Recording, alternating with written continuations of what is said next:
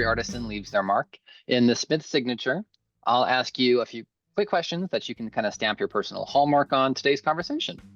Okay, sounds great. So, what's one tool, digital or otherwise, that you rely on daily to keep your work running smoothly? Coffee. Best Okay, actually, that was a answer. little bit of a joke, although it's No, best actually answer I've true. had. Yeah, it's actually true. But no,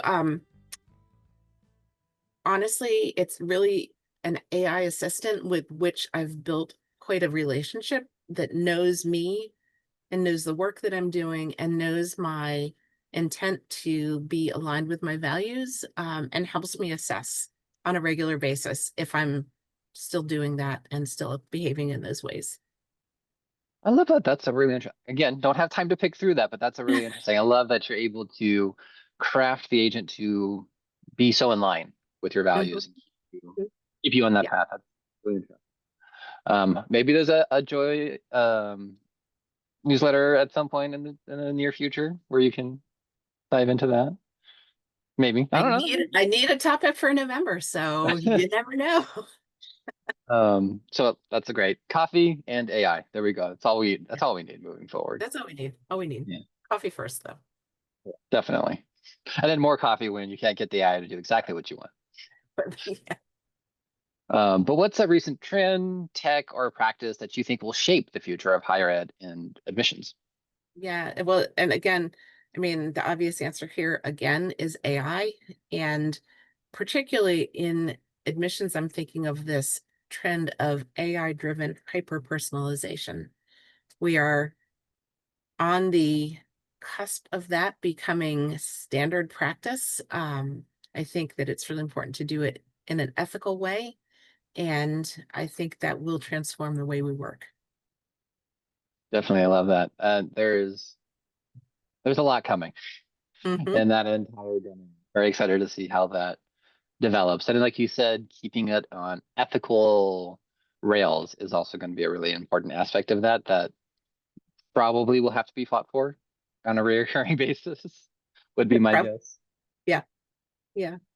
And if you were starting your career today, what's one advice that you would give to your younger self?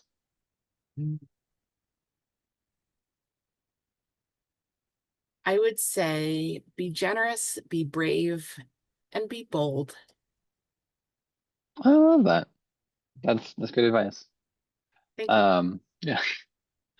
And what's one project, goal, or aspiration that you have on the block to work on?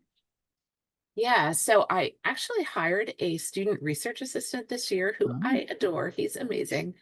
And together we are building out a really robust data set about colleges and universities throughout the United States, with the oh, plan to use that information in conjunction with National Student Clearinghouse data to identify patterns and trends between what we know about our accepted students who choose other institutions and the kinds of institutions that they choose. I love that. That is, I keep, I'm on the cusp at multiple institutions now. Like, give me the National Student Clearinghouse data.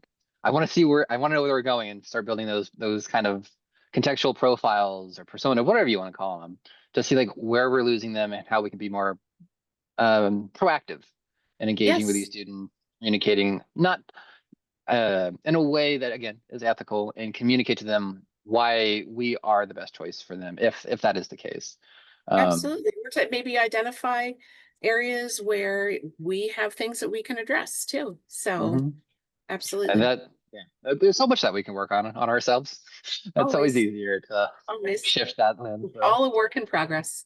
No, that I am very excited to see how that develops, and again, synergy with the work I would love to be doing. So I think that that would be a huge advancement if you decide to share that publicly. I don't know. I don't know what the plan for that is, but would love to see that as it develops.